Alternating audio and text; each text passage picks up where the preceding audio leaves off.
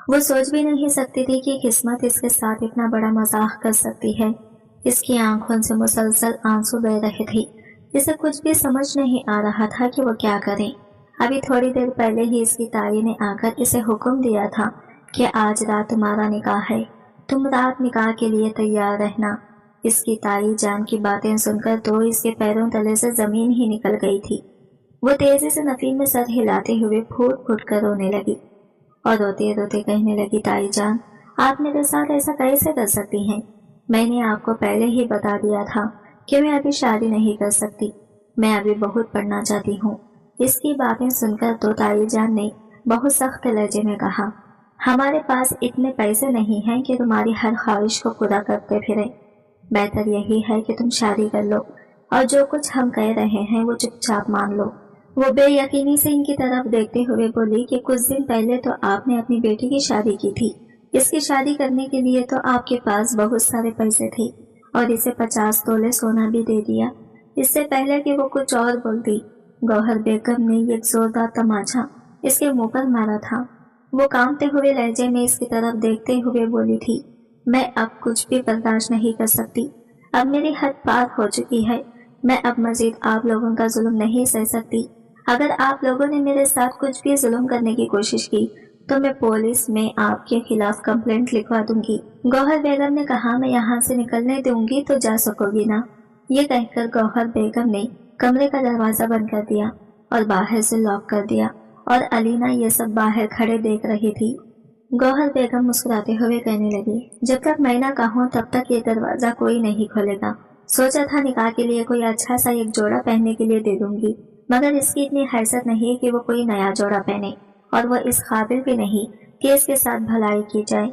नाजिया की कोई पुराने कपड़े इसे निकाल कर दे दो, ये इसी काबिल है। इनकी ये सब बातें सुनकर नीलम ने कहा, आप नाजिया के साथ ऐसा कैसे कर सकती हैं? आप थोड़ा सा तो खुदा का खौफ करें। गौहर बेगम ने नीलम को चुप रहने का इशारा किया और इसे नफरत से देखते हुए बोली, तुम होती कौन हो मुझे ये बताने वाली कि मुझे क्या करना है और क्या नहीं? मुझे अच्छी तरह से पता है क्या गलत है और क्या सही। वो ये कहकर बाहर चली गई थी, जबकि नीलम की आंखों में आंसू आ गए थे। वो शहज़ीन की बहुत अच्छी दोस्त थी और इसके दुख के साथी भी थी। जब भी शहज़ीन दुखी होती तो नीलम इसको इस दुख से बाहर निकालती थी और इसे तसल्लियां और हौसले दिया करती थी। लेकिन आज इसे कुछ समझ नहीं आ रहा था कि वो अपनी दोस्त शहज़ीन को तकलीफ भरी जिंदगी से कैसे बाहर निकाले। इसने दोबारा से इमरान को फोन लगाया था, मगर इमरान का फोन ऑफ जा रहा था। इमरान नीलम का भाई था, ना जाने वो कहाँ पर चला गया था। इमरान शहज़ीन से मोहब्बत करता था। कुछ दिन पहले ही इनकी मोहब्बत परवान चढ़ी थी। इस वक्त से इसकी मोहब्बत थी जिस वक्त से इसने मोहब्बत का मतलब समझा था।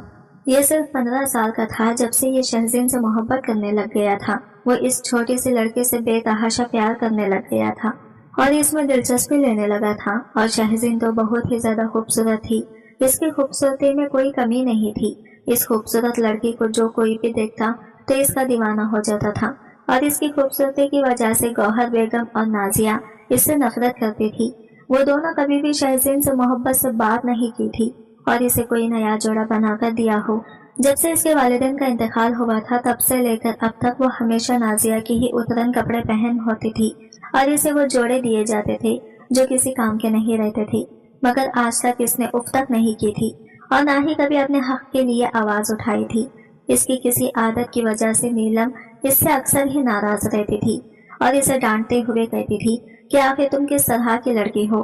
तुम्हारी जगह मैं होती तो सारा घर सर पर उठा लेती। इस घर में तुम्हारा भी हिस्सा है। तुम्हारे वालिद साहब ने ही तो इस कारोबार को तरक्की की बुलंदियों तक पहुंचाया था, जिस कारोबार को अब तुम्हारे ताया जान संभाल रहे हैं। तुम इनसे बात क्यों नहीं करती कि वो तुम्हें इसमें से हिस्सा दे दे? इसकी बात सुनकर वो फीके से अंदाज में मुस्कुरा देती और इसे कहती कि तुम क्या चाहती हो?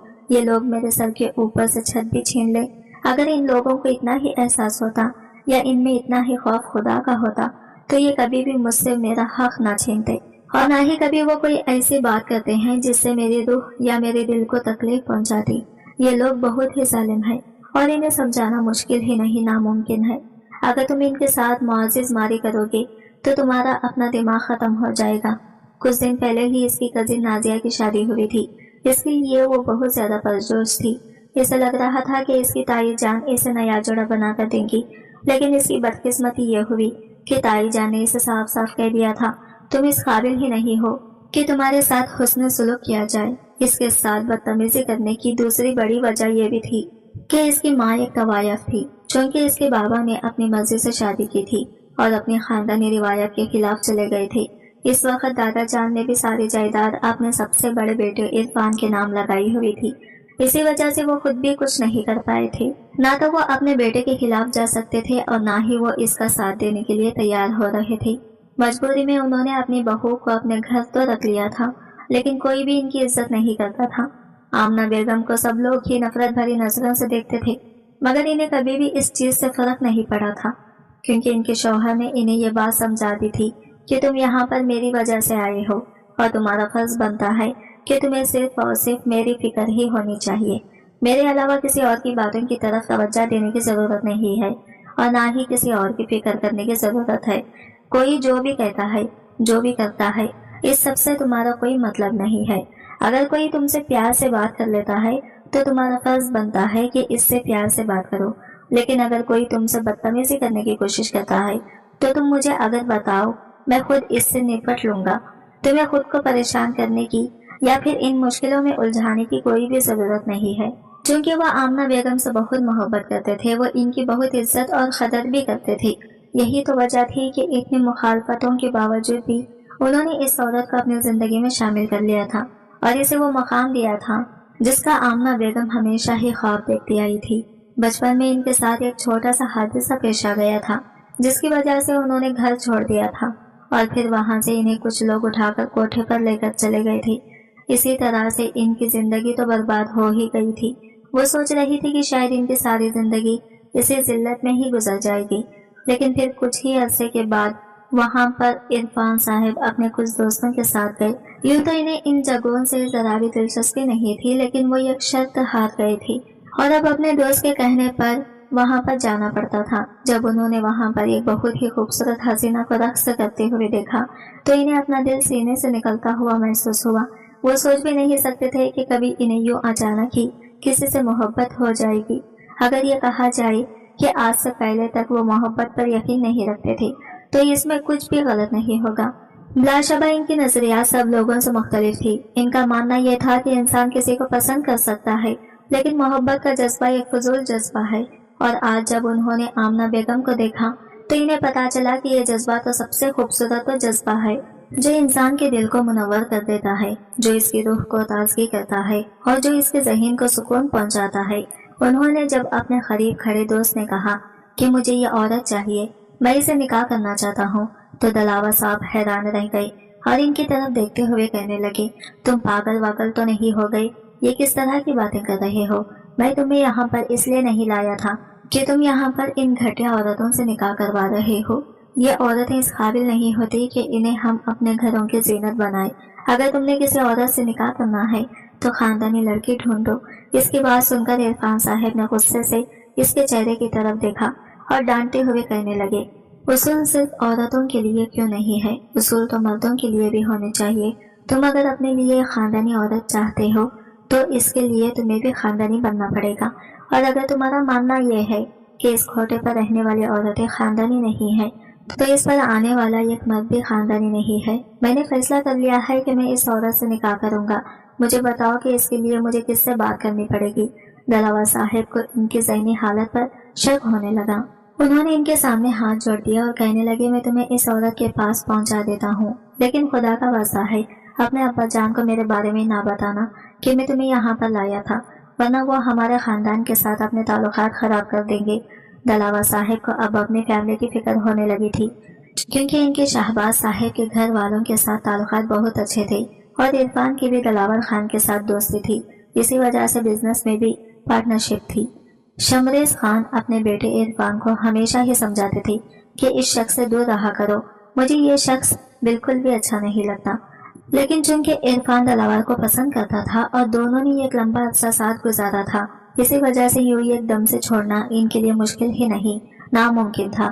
وہ اپنے باپ کو تسلی تو دیتے تھے، لیکن اس کے ساتھ ساتھ دل میں خود سے وعدہ بھی کرتے تھے चाहे कुछ भी हो जाए लेकिन वो इस इंसान को कभी भी नहीं छोड़ेंगे। खैर वहाँ पर वो गौहर बेगम के पास गए। जब उन्होंने अपनी पसंद का इजहार किया तो वो भी हैरान रह गई और कहने लगे कि मुझे तुम ज़हनी पागल लग रहे हो।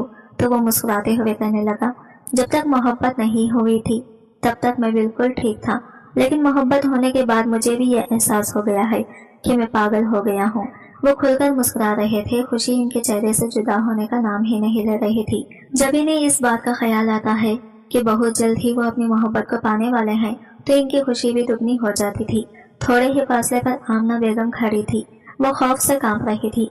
कुछ देर पहले ही लड़कियां इन्हें डरा कर गई थी कि ये इंसान तुम्हें खरीद कर ले जाएगा और तुम्हारे साथ बहुत बुरा सलूक करेगा, सारी जिंदगी तुम्हें अपने पास कैद करके रखेगा, तुम इसके साथ जाने से इनकार कर दो। जब उन्होंने जाकर यह बात की तो जवाब में इनके चेहरे पर एक जोरदार थप्पड़ पड़ा। इरफान साहब तेजी से आगे आए और हाथ उठाकर इस औरत को रोकने का इशारा करते हुए कहने लगे कि मैं आपको पैसे देने के लिए तैयार हूँ, तो क्यों आप मेरी होने वाली बीवी पर हाथ उठा रही हैं? खबरदार जो अब आपने इसे दोबारा तकलीफ पहुंचाने की कोशिश की, वरना मुझसे बुरा कोई भी नहीं होगा। मैं ना सिर्फ इस लड़के का हाथ पकड़कर इसे अपने साथ लेकर चला जाऊंगा, बल्कि इसके साथ साथ आपको एक फूटी कौड़ी भी नहीं दूंगा और ये खोटा भी पुलिस के हवाले कर दूंगा।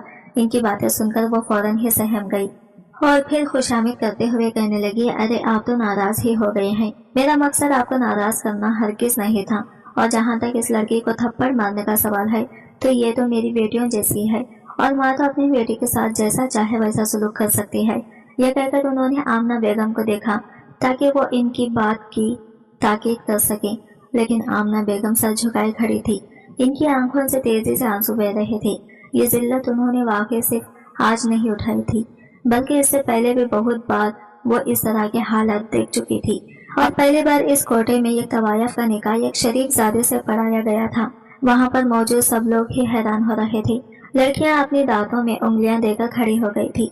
किसी को भी यकीन नहीं आ रहा था। कुछ लोग इस औरत की किस्मत पर रश्क कर रहे थे जिस पर अल्लाह ताला ने एहसान किया था और इसे गंदगी के ढेर से निकालकर एक अच्छी जगह पर पहुंचा दिया था। जब वो इस औरत का हाथ पकड़कर अपने घर पहुंचे तो वहाँ पर भी सब घर वाले हैरान रह गए।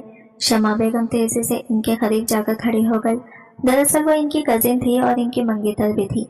उन्होंने जब अपने मंगेतर के हाथ में किसी और लड़की का हाथ देखा, इनकी आंखों में आंसू आ गए और वो रोते हुए पूछने लगी कि ये क्या है, तुम किसको अपने साथ लेकर आ गए हो और तुम्हारी हिम्मत भी कैसे हुई इसका हाथ पकड़ने की। इससे पहले कि वो मजीद कुछ कहती, इरफान साहब ने हाथ उठाकर इन्हें खामोश रहने का इशारा किया और इनकी आंखों में देखते हुए कहने लगे, तुम्हें फिलहाल मुझसे इस तरह का सवाल करने का कोई हक नहीं है और ना ही मैं तुम्हें जवाब देने का पाबंद हूँ। जहाँ तक इस औरत का सवाल है तो इस बारे में मैं अपने वालिद से बात कर लूंगा। अगर तुम्हें सुनने का दिल चाहे तो बैठक में आकर सुन लेना। इससे पहले कि वो शमरे साहिब के कमरे में जाते वो खुद ही बाहर आ गए। बेटे के साथ जब उन्होंने यह खूबसूरत अजनबी औरत को देखा तो वो भी हैरान हुए। जब उन्होंने सवाल किया तो इरफान साहब का जवाब सुनकर इन्हें लगा था कि इनके कदमों के नीचे से जमीन निकल गई है। वो यकीनी से कहने लगे कि ऐसा कैसे हो सकता है, ऐसा हो चुका है अब्बा जान, मैंने इस औरत से निकाह कर लिया है। अब ये मेरी बीवी है। मैं चाहता हूँ कि सब लोग इज्जत दें और इसके साथ वैसा ही सुलूक करें जैसा कि खानदानी बहू के साथ किया जाता है। इससे पहले कि वो मजीद कुछ कहते, इनका सबसे छोटा भाई बोल पड़ा, लेकिन ये औरत खानदानी नहीं है, ये तो एक तवायफ है। दरअसल वो इस कोटे पर जा चुके थे, लेकिन इनका सामना इस औरत के साथ नहीं हुआ था।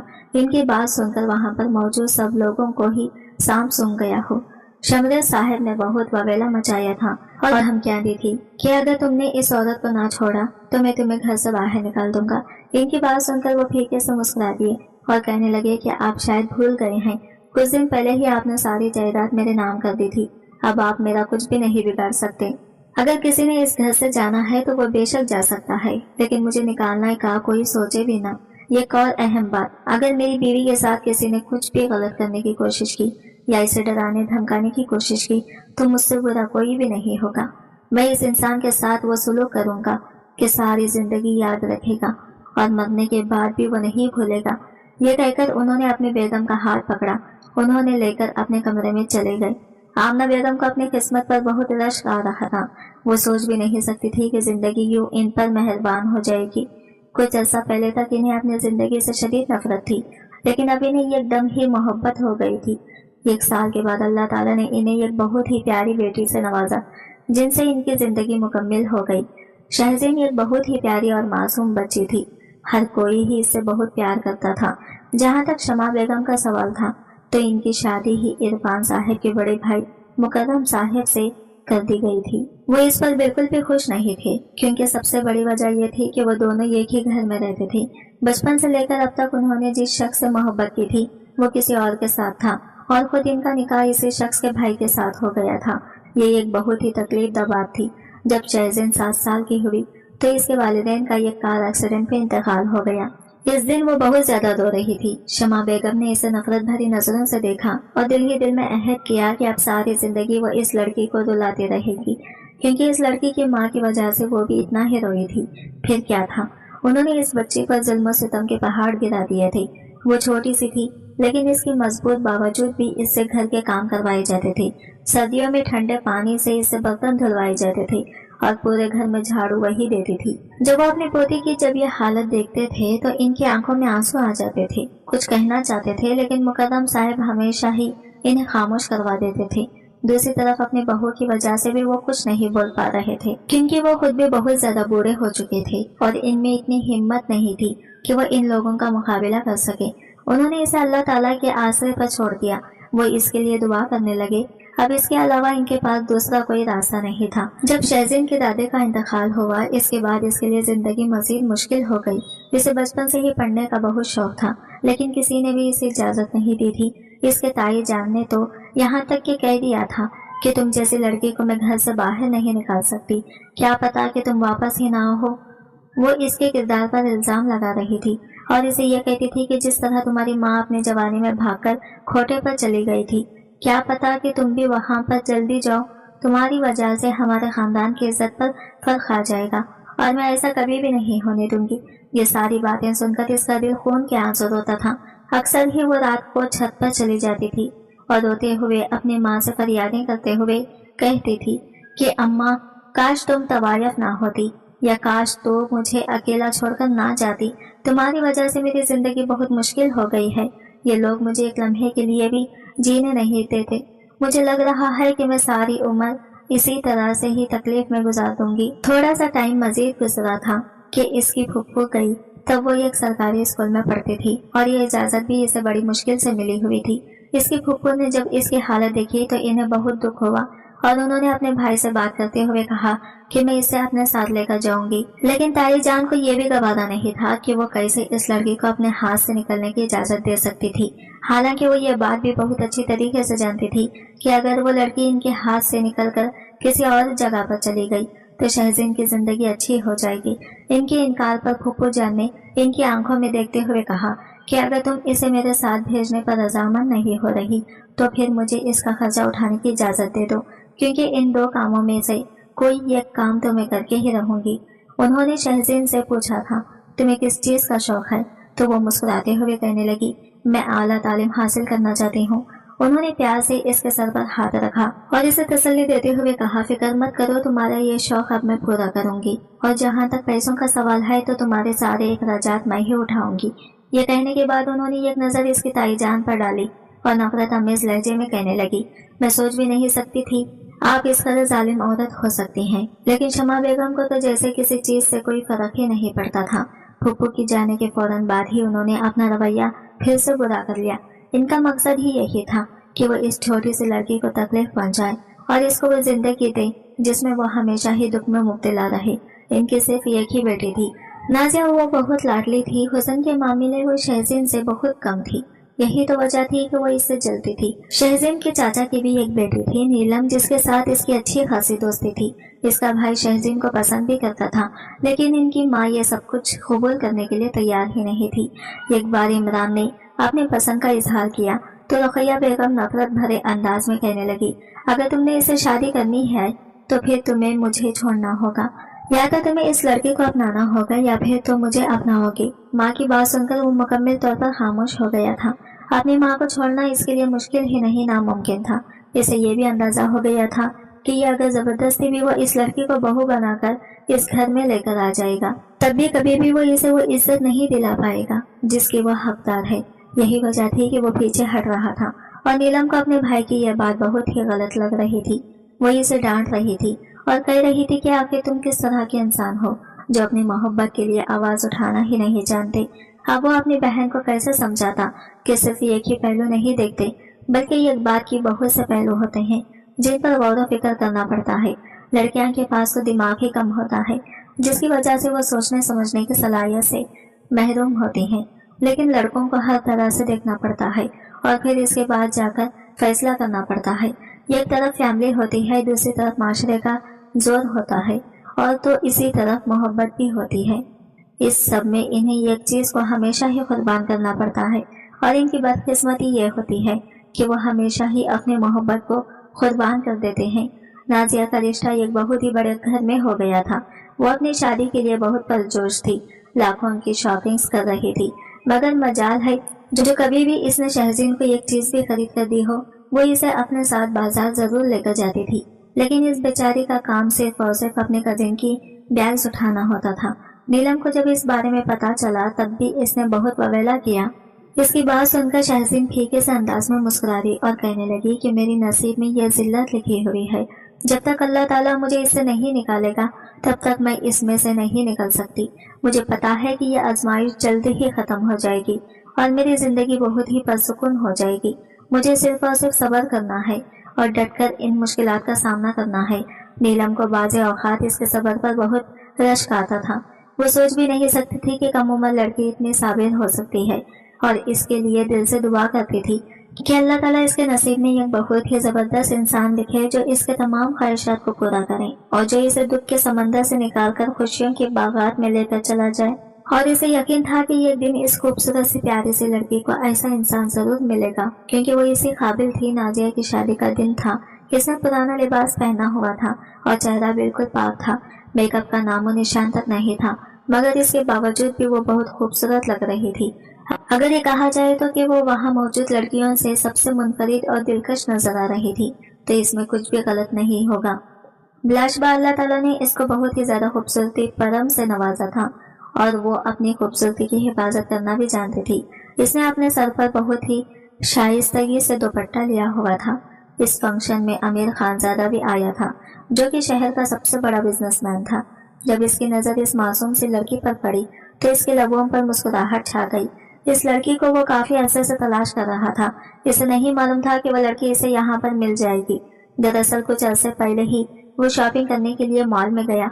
वहाँ पर इसका टकराव शहजीन से हो गया था। वो जल्दी से पीछे की तरफ हो गई और माफी मांगते हुए कहने लगी, गलती हो गई है, माफ कर दे। आमिर पहले तो हैरान हुआ क्योंकि इसमें इस लड़की की गलती नहीं थी, सारी गलती इसकी अपनी थी, क्योंकि वो मोबाइल की तरफ देखता जा रहा था। ये कहकर वो साइड से गुजरने ही लगी थी कि आमिर ने इसे पुकारा, मगर वो डरकर वहां से भाग गई। ये देखकर इसकी लबों पर मुस्कुराहट छा गई। कभी भी आज से पहले इसने इस कदर डरपोक और खूबसूरत लड़की पहले नहीं देखी थी। ना चाहते हुए भी वो इसकी जात में दिलचस्पी लेने लगा था और इसे पसंद करने लगा था। घर जाने के बाद भी काफी देर तक वो इसी के बारे में ही सोचता रहा। तंग आकर इसने अपने एक जानने वाले को कॉल की और इसे बताया कि वो मुझे एक लड़की पसंद आ गई है, मुझे इसके बारे में सारी डिटेल निकलवा कर दो। वो सोच भी नहीं सकता था कि इसे भी कभी पहली नजर में मोहब्बत हो जाएगी। वो तो एक बहुत ही खतर दिल का इंसान था। आज तक इसका किसी भी लड़की पर दिल नहीं आया था, बल्कि वो तो औरत के चक्कर को ही फजूल समझता था। वो सोचता था कि ये सिर्फ और सिर्फ वक्त का जाया है। हकीकी खुशी इंसान को सिर्फ और सिर्फ अपने ऊपर खर्च करके ही मिल सकती है, या अपने खानदान वालों के ऊपर खर्च करके ही एक इंसान पर सुकून रह सकता है। इसके अलावा किसी बाहर की औरत के नाज नखरे उठाना बेकार काम है।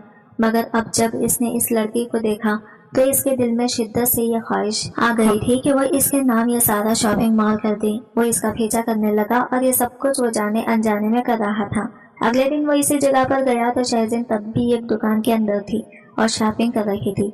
वहाँ पर जाकर इसे अंदाजा हुआ कि ये लड़की खुद यहाँ पर अपने लिए शॉपिंग करने के लिए नहीं आई, बल्कि इसकी ये कजिन है जो इस पर हद से ज्यादा वरूब जमाती है और हद से ज्यादा इससे बदतमीजी कर रही थी और आसपास के लोगों का भी ख्याल नहीं कर रही थी।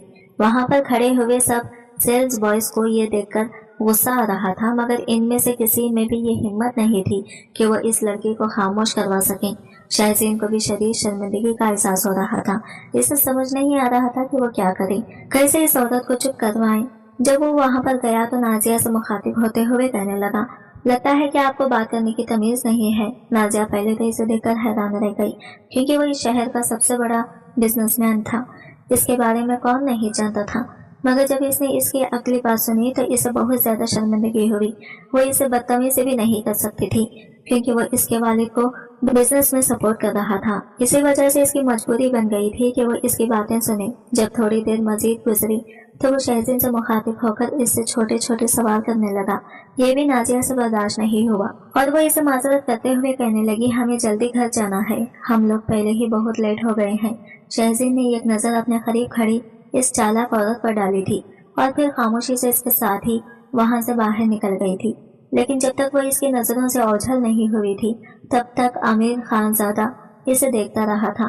ابھی وہ اس شادی میں آیا تو اس کی نظریں شہزین کو ہی تلاش کر رہی تھی۔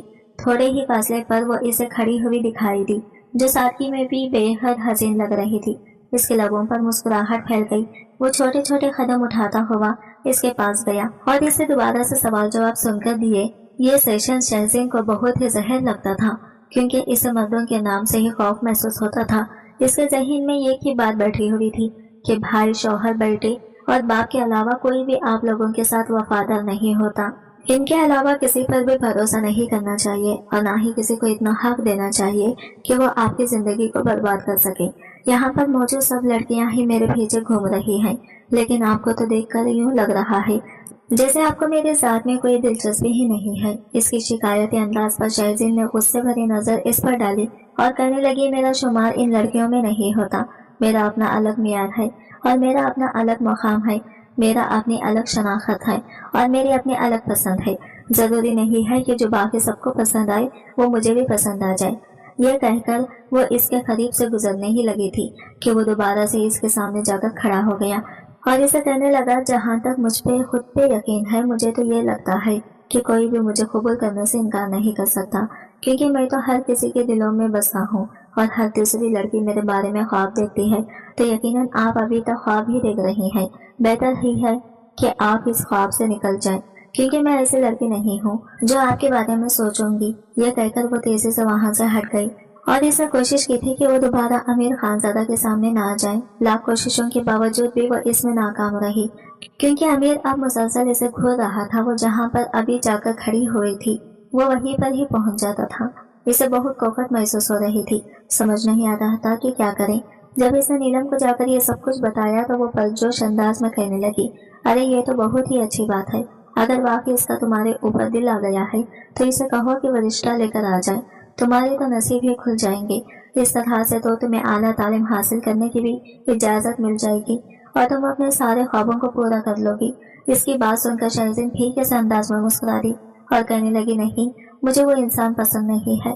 میں نے اس کے بارے میں سن رکھا ہے کہ وہ ایک نمبر کا عیاش انسان ہے، وہ صرف اور صرف عورتوں کو استعمال کرنا جانتا ہے۔ اس طرح کے لوگ ابھی بھی محبت نہیں کر سکتے اور نہ ہی کبھی اپنی بیویوں کو عزت دے سکتے ہیں۔ بہتر یہی ہے کہ میں اس انسان سے دور ہی رہوں۔ اس کی بات سن کر نیلم کو غصہ تو بہت آ رہا تھا اور اسے یہ اس بات کا بھی اندازہ ہو رہا تھا کہ اپنے دوست کو سمجھانا مشکل ہی نہیں، ناممکن ہے۔ وہ خاموش ہو گئی اور اس سب سے پیچھے ہٹ گئی۔ تھوڑے ہی دنوں کے بعد وہ اس کے گھر رشتہ لے کر آ گیا تو پہلی بار شہزین نے بھی اس کے بارے میں سوچا تھا اور اس کے دل میں یہ خیال آیا تھا کہ اگر واقعی اس کی شادی اسی انسان سے ہو جاتی ہے تو اس کی قسمت سنور جائے گی۔ پہلے اس نے یہ بات اس وجہ سے نہیں سوچی تھی کیونکہ وہ سمجھ رہی تھی کہ عامر اسے بھی باقی لڑکیوں کی طرح اپنی گرل فرینڈ بنائے گا اور پھر استعمال کر کے چھوڑ دے گا۔ مگر اب چونکہ اس نے خاندانوں کو انوالو کر دیا تھا تو یہ اس کے لیے بہت ہی عزیز کی بات ہوتی۔ باقی سب لوگ ہی اس کی قسمت پر یہ رش کر رہے تھے، مگر پھر نازیہ اور اس کی ماں نے اپنی دشمنی نکالی۔ انہوں نے اس رشتے سے انکار کر دیا اور اس کا نکاح ایک ٹیکسی ڈرائیور سے کرنے کا فیصلہ کیا۔ وہ رو رہی تھی، چلا رہی تھی، مگر کوئی بھی اس کی بات سننے والا نہیں تھا۔ وہ اس ٹیکسی ڈرائیور کے ساتھ گاڑی میں بیٹھی ہوئی تھی۔ ایک بار بھی اس نے نظر اٹھا کر اپنے شوہر کی طرف نہیں دیکھا تھا کیونکہ اسے اس سے شدید نفرت کا احساس ہو رہا تھا۔ جب گاڑی ایک بہت بڑے بنگلے کے سامنے جا کر رکی تو وہ چند لمحوں کے لیے حیران ہو گئی کیونکہ سامنے ہی تختی پر لکھا ہوا تھا، امیر خان زادہ۔ نہ جانے اس کے ساتھ کیا ہونے والا تھا، یہ سوچ ہی اسے بہت تکلیف پہنچا رہی تھی۔ اس نے جلدی سے اس ٹیکسی ڈرائیور سے پوچھا کہ تم مجھے کہاں پر لے کر چلے آئے ہو؟ تو وہ مسکراتے ہوئے کہنے لگا، جہاں پر تمہیں لانا چاہتا تھا۔ वहीं पर ही लाया हूँ। इसकी आवाज इसे जानी पहचानी मालूम हो रही थी। दरअसल टैक्सी ड्राइवर ने भी कैप पहन रखी थी, जिसकी वजह से इसका चेहरा ठीक तरह से नजर नहीं आ रहा था। जब इसने टोपी हटाई तो इसके चेहरे को देखकर एक लम्हे के लिए शहजीन को लगा कि इसने कुछ गलत देख लिया है। वो तेजी से नफी में सर हिलाने लगी और इसे कहने लगी कि तुम्हारी हिम्मत भी कैसे हुई मुझे यहाँ पर लाने की। मेरा तुम्हारे साथ कोई ताल्लुक नहीं है। मैं सैयद आमिर खान की बेगम हूँ। जरा असल ये नाम इसने सुना था मगर इस पर गौर नहीं किया था। अब की बार वो खुलकर मुस्कुरा दिया और कहने लगा, अब क्या तुम्हें अपना शनाख्ती कार्ड दिखाना पड़ेगा ताकि तुम्हें यकीन आ जाए कि सैयद आमिर खान मेरा ही नाम है। वैसे हैरत की बात है, वो सोच भी नहीं सकती थी कि किस्मत इसके ऊपर दोबारा से मेहरबान हो जाएगी। तब आमिर खानजादा ने इसे बताया था कि जब इसकी ताई जान ने रिश्ते से इनकार किया था तभी इसे अंदाजा हो गया था कि वो जरूर कुछ न कुछ गलत करने के बारे में सोच रही है, क्योंकि वो शहजीन से बहुत मोहब्बत करता था और इसे अपने हाथों से निकलने की इजाजत नहीं दे सकता था। इसी वजह से इसने मुकर्रम साहब को धमकी दी थी कि अगर आपने अपनी भतीजी की शादी मुझसे नहीं करवाई तो मैं आपकी कंपनी को बर्बाद कर दूंगा। इसकी धमकी सुनकर वो वाकई बहुत ज्यादा खौफजदा हो गए थे, क्योंकि इस कंपनी को वो हाथों से निकलने की इजाजत नहीं दे सकते थे। लिहाजा इनकी बेगम शहजीन का निकाह टैक्सी ड्राइवर से ही करवाने का सोच रही थी। मगर फिर बाद में जब इन्हें ये पता चला तो उन्होंने अपना इरादा तब्दील कर लिया। आमिर भी इस हवेली में पहुंच गया था और बैठक में ही बैठा हुआ था। इसने सब लोगों को मना किया था कि कोई भी शहजीन को इस बारे में नहीं बताएगा। वो इसे सरप्राइज देना चाहता था। वो इसके रोते हुए चेहरे पर मुस्कुराहट लाना चाहता था। इसी वजह से जब वो अपनी गाड़ी में बिठा कर लाया था तो वो बार बार फ्रंट मिरर में इसके चेहरे की तासीरात देख रहा था, जो छोटे बच्चों की तरह रोने वाले बनने हुए थे। इसे हंसी भी आ रही थी और दुख भी हो रहा था। अभी हकीकत जाने के बाद शहजीन की आंखों में खुशी से आंसू आ गए, मगर दूसरे ही लम्हे को तशवीश में थी। कहने लगी, कहीं आप मुझे चंद दिन इस्तेमाल करने के बाद छोड़ तो नहीं देंगे। इससे पहले कि वो मजीद कुछ कहती, आमिर ने इसके होठों पर उंगली रख दी और इसे सख्ती से मना करते हुए कहने लगा, आज तो तुमने मेरे सामने ये बात कर दी है, लेकिन दोबारा कभी भी इस तरह की बात नहीं करना। मैं सांस लेना तो छोड़ सकता हूँ, लेकिन मैं तुम्हें कभी भी नहीं छोड़ सकता। तुम मेरी जिंदगी में आने वाली पहली और सबसे हसीन औरत हो। आखिर तुम्हें छोड़कर मुझसे क्या मिलेगा? इसमें तो सरासर मेरा ही नुकसान है। अब की बार वो खुलकर मुस्कुरा दी थी। 1 साल के बाद अल्लाह ताला ने इन्हें एक बहुत ही प्यारे बेटे से नवाजा था, जिससे इनकी जिंदगी मुकम्मल हो गई थी। शहजीन ने अपने ताया जान से अपना हक नहीं मांगा था, क्योंकि अल्लाह ताला ने पहले ही इसे बहुत सी दौलत से नवाज दिया था और इसे सबसे बड़े बिजनेसमैन की बीवी बना दिया था। शमा बेगम जब इसकी खुशियां देखी थी तो जलती थी। यही वजह थी कि अमीर इसे अपने मैके जाने की भी इजाजत नहीं देता था। वो खुद भी बस कभी कभार ही जाती थी और ताया जान से मुलाकात करके वापस आ जाती थी। आज की वीडियो कहानी आपको कैसी लगी कमेंट करके जरूर बताएगा, और वीडियो अच्छी लगी है तो लाइक शेयर जरूर कीजिएगा, हमारे चैनल को सब्सक्राइब करें फ्रेंड्स। मिलते हैं अगले वीडियो के साथ, तब तक के लिए बाय बाय, टेक केयर, अल्लाह हाफिज।